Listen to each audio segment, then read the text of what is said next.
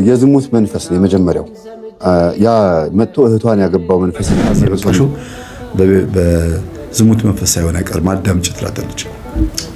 አልሰማም እባክሽ ብላ ለጥ ሶፋ ላይ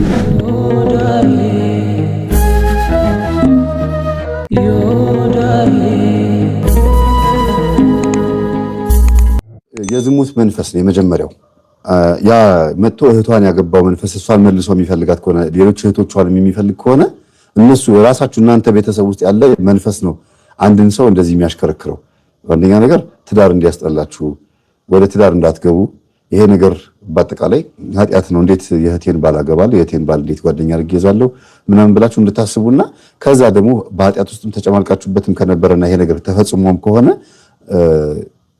በቃ ትዳር የሚባል ነገር እንዳትይዙ ነው። የዝሙቱ መንፈስ ያልከሰከሳችኋል። ይሄ ነገር ደግሞ የዛው የልጁ መንፈስ ደግሞ እናንተው ጋር መጥቶ ይሄ ነገር ለተንኮል ይፈልግ ይሆናል። አንድ ቤተሰብ ሊያጋጠመኝ ልንገራችሁ። ከነዚህ ቤተሰቦች ውስጥ አንዷን ነው ማግባት ያለብህ ተብሎ ተነግሮት እህትማማቾች ለየብቻቸው ነው የሚያዋራቸው፣ ለየብቻቸው ሁሉንም እና ለማን እንዳትናገሪ ለትሽም እንዳትነግሪያት ብሎ ሶስቱንም ያወራቸዋል። ጸባያቸውን እየገመገመን ያለው ለምን ሲባል እነሱ ቤተሰብ ውስጥ አንዱን ካላገባህ ሀብታም አትሆንም፣ እድል አይኖርህም ተብሎ ተነግሮታል። እንደዚህ አይነት ሰው ማጋጥሞኛል። እና አንዷን አገባ፣ መካከል ያለችው ልጅን አገባ። ከዛ ላገባ ነው ብላ ስትነግራቸው ፍቅረኛሽን አሳይን ሲሏት ስታሳያቸው እንደሄማ እኔን እያናገረኝ ነበር አሉ። ከዛ በዛ የተነሳ በቃ ያደረገው ነገር ተበላሸበት። ግን ያም ሆኖ ልጅቷ አፍቅራው ስለነበረ በቃ አብሯቸው አድሯል ሲባሉ አይ አብሮን አላደረም አንቺን የመረጠው ካንቺ ጋር ይጋባ ተብሎ ተጋቡ። ጉዳዩ የሚገርማችሁ ከሆነ ከ2 ዓመት ከ3 ዓመት በኋላ የታወቀው ልጅቷ እንደማንኛውም ሰው በመገማ ጉባኤ ላይ መጣች። ጸበል ስትጠመቅ ስትል መንፈሱ ተቀሰቀሰ። ከዛ መምህር ጸበል አጥምቀው ሲሄዱ ህዝቡ የሚበተንበት ሰዓት ነበርና በዛ ሰዓት መምህር ልቡ አልመለስ አለ። መንፈሱ ታስሯል፣ ተይዟል፣ ተጋልጧል እና ልብ መልስ በልልን አሉኝና መቁጠሪያ ሰጡኝ። አንተ ልብ መልስ ብዬ ስመታው ቀና ብሎ እንደዚህ ተነስቶ እንዲያፈጠጠብኝ በስላሴ ስም ስራህን አቁም ምንድነው ስለው እኔ የቤተሰብ እድል ልሰርቅ የመጣሁኝ ባሏ ነኝ አለኝ። በስላሴ ስም እና ምን ማለት ነው? ጎትቼ ወሰድኳትና ከቤት ከሰሩ ጀርባ ጓሮ ላይ ወስጄ ምንድነው ተናገር አልኩት። ከዛ ሶስቱንም እህቶቿን በሙሉ እሷንም እህቶቿን ሁለቱንም እህቶቿን በሙሉ አበላሽቻቸዋለሁ አለ። እነሱ ግን አልነካንም ያሉት ፈርተው ነው፣ ለእህቷ ብለው ነው፣ ለእህታቸው ብለው። የሶስቱንም ድንግልና ወስዷል።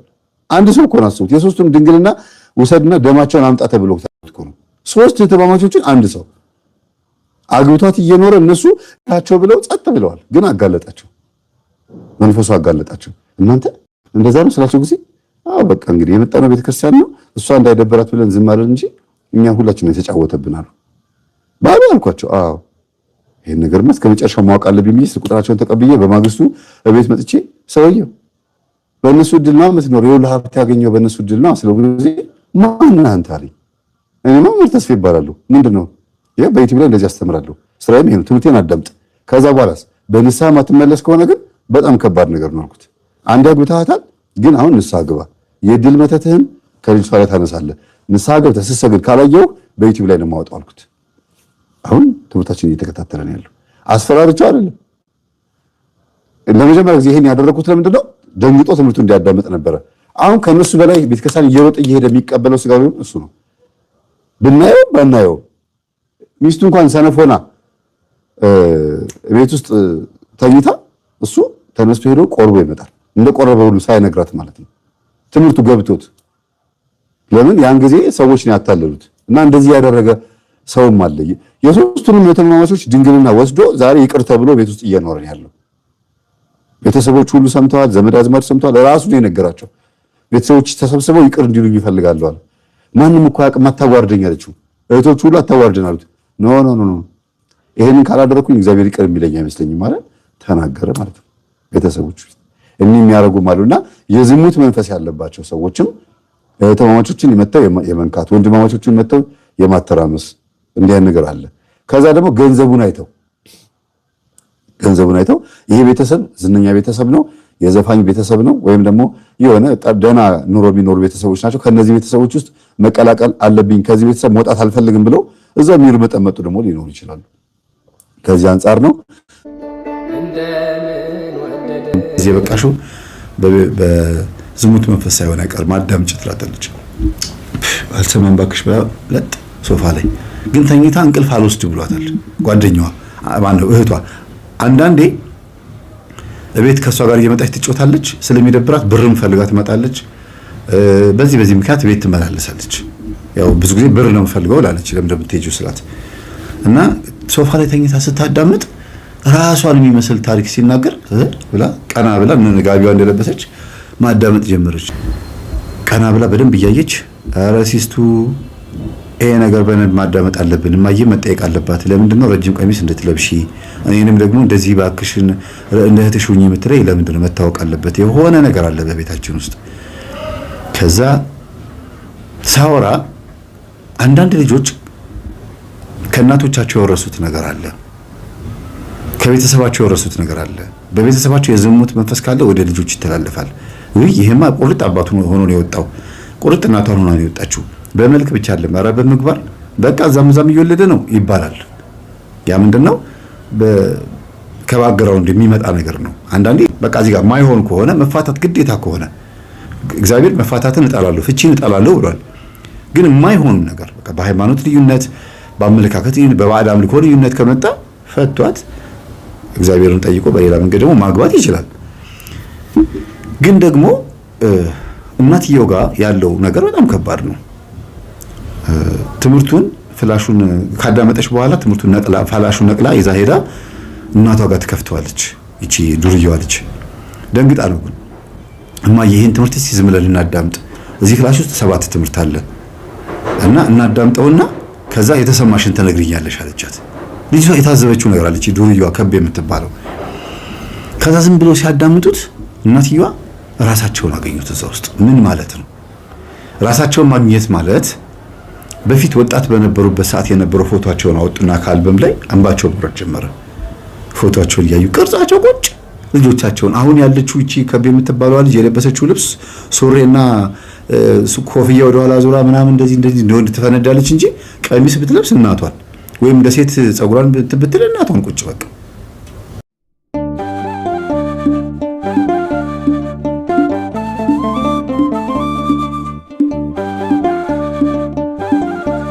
እና በተለይ እቺኛዋ ዱርዬዋ ነው ብላችሁና አይ ልጄ ይኸውልሽ አንቺ እኮ ማለት እቺ ነሽ፣ አንድ አይነት ናችሁ እኮ።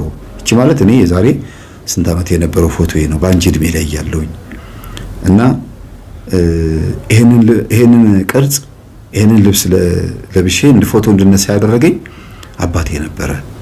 አባቴ ይሄንን ፎቶ ተነስቼ ምንድን ያለኝ ጀርባውን እያነበቡ ከኋላ እዩትና አነበቡና ይኸውልሽ ይሄንን የመሰለ ሰውነት ያላት ይሄን የመሰለ ቅርጽ ያላት እናት ነበረሽ እና እናትሽ ግን አንቺን ከወለደች በኋላ ሞተች። ገና በተወለድሽ በተወሰኑ ወራት ውስጥ ሞተችብኝ። አሁን አድገሽ ደግሞ ስመለከተሽ የዛሬ 20 ዓመት የዛሬ 10 ምናምን ዓመት የነበረውን የእናትሽን መልክ ሳስበው በጣም ደነገጥኩኝ። ማለት ሳይሽ በጣም ውስጥ የደነገጠና እናትሽን ቁርጭ ነው የምትመስዪው፣ እስቲ ፎቶ ተነሽበት ብለው ያ በህሊናቸው ውስጥ ያለውን አባትየው ማለት ነው በህሊናቸው ውስጥ ያለውን መልክ ምስል ሰውነት በሙሉ አስታውሰው አልቅሰዋል በወቅቱ።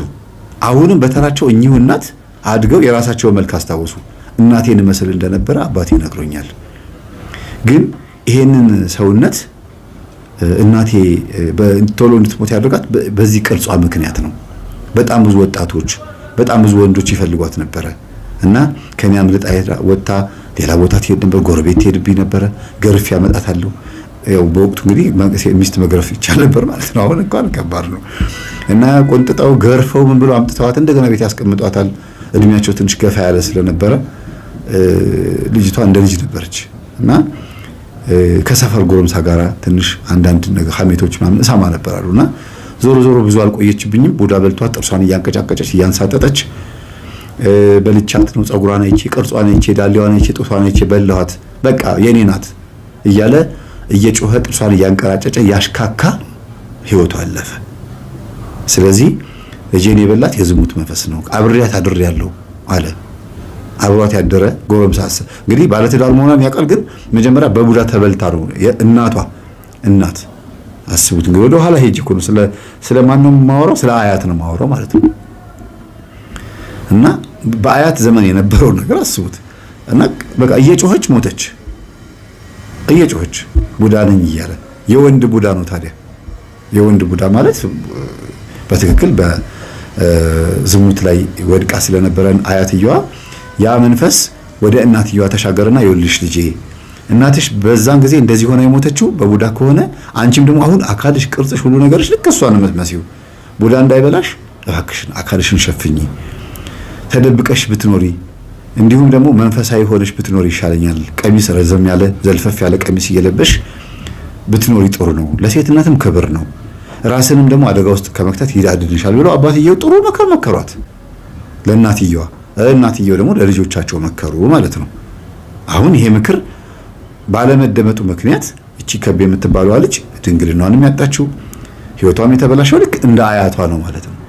የዝሙት መንፈስ እንዴት እንደሚሻገር አያችሁ? እንደ አያቷ ነው፣ እንደ አያቷ ነው። የቡዳ መንፈስም አለባት። ጥርሷን ታንቀራጭጫለች፣ ስትተኛ አልጋ ላይ ሽንቷን ትሸናለች። ወንድ ልትሆን የፈለገውም ውስጧ ያለው ወንድ መንፈስ ስላለ ነው። ያገባት ከቤ የሚባል እንግዲህ ስሙ ከቤ የሚባል ሳይሆን ሰፈሩ መንደሩ ያወጣው ወንድ ሴቶች ከቤ ነው የሚባሉት አይደል? ማነህ ከበደ እንደሚባለው ወንድ ስለምትመስላቸው ጸጉሯን ደግሞ ብዙ ጊዜ ጋርሶ መቆረጥ ትወዳለች። ጋርሶ ታውቃላችሁ? ጆንትራ የሴቶች ይሄ እንደዚህ ዙሪያው ይሄ ባዶ ይሆንና እዚህ ጋር ላይ ክምር ይላል። ያምራል፣ ደስ ይላል፣ ምንም ችግር የለውም። ቆንጆ ነው። እንዲያው ደስ የሚል ቁርጥ ነው። ከከቤነት ጋር ባያያዝ ኖሮ ከወንዳ ወንድነት ጋር ባያያዝ ኖሮ ጥሩ ነበረ። ቁርጡን አይደለም የምንጠላው። ያን ቁርጥ ግን የሚቆረጡ እህቶች ራሳቸውን ቢመረምሩ ደስ ይለኛል። ያ ቁርጥ የሚያምራቸው ባይቆረጡም ይሄ ቁርጥ የሚያምራቸው ሰዎች እኔም ራሴን በፈትሽ ደስ ይለኛል። ቁርጡ ደስ ይላል እኮ ያምራል። ግን ሴቶች ወንድ እንዲሆኑ እንደ ወንድ የፀጉር ቁርጥ እንዲለው እንዴ እስቲዋቸው አለባበሳቸው ሱሪ ነው፣ ቀሚስ መልበስ አይወዱም። እንደ ወንድ ነው ስታይል ምናምን ምን የሚሉት ነገር አለ። ይሄ ስታይሉ ሁሉ ነገሩ ዱርዬነትና ወንድ መሆን። ወንድነት ማለት ኃይለኝነት፣ ጀግንነት፣ እኩልነት የሚመስላቸው እህቶች አሉ። ሴት ሆነው ከወንድ እኩል መሆን እንደሚችሉ አያውቁም።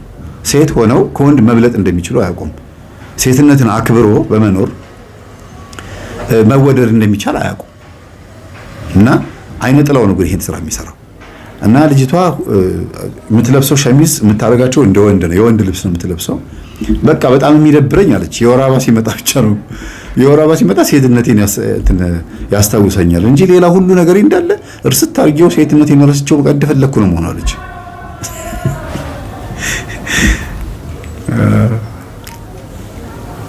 አንዳንዴ እግዚአብሔር እንዲህ ያለ ነገር ሲፈጥር የወር አበባ ይኖር ኖሮስ ትረሳዋለች ማለት ነው። ጾታዋን ታስደፍነው ሁሉ ነበረ። እና እቺ ልጅ እናቷ ትምህርቱን እያዳመጡ እንባቸው ዱብ እያለ እየዘረገፈ ልጄ አንቺ ክብርሽን ያጣሽው፣ ልጄ ደግሞ ያቺኛዋ ደግሞ ክብሯን የጠበቀችው በምን ይመስልሻል? ወግ ማረጓን ያየችው፣ አንቺም ወግ ማረግሽን ማየት ያቃተሽ ይሄ ነው ይልሽ ብሎ ታሪክ ቁጭ አገው ነገሯት። ከዛ በጣም ደነገጠች። ስለዚህ የዝሙት መንፈስ ትክክል ነው ማለት ነው? አዎ። እና እኔ ላይ የዝሙት መንፈስ አለብኝ? አዎ አለብሽ። ከየት የመጣ? ምናልባት ከዛ ከአያት ጀምሮ የመጣ ይኖራል። እስከዛሬ ዝሙት እንዳይጥለን እኔም ራሴን ጠብቄ እህትሽም ልጄም ራሷን ጠብቃ የኖረችው በቀሚስ ውስጥ ስለተደበቅን ነው። እግዚአብሔርንም ስለምታመልክ ቤተክርስቲያን ስለምትሄድ ነው። አንቺ ደግሞ የኖርሽው አጎትሽ ጋር እኔ ጋር እያልሽ ስለሆነ መንፈሱ የሆነ ቦታ ላይ ክፍተት አግኝቶሻል ማለት ነው ብለው እናትየዋ በደንብ ቀጥ አድርገው ነገሯት።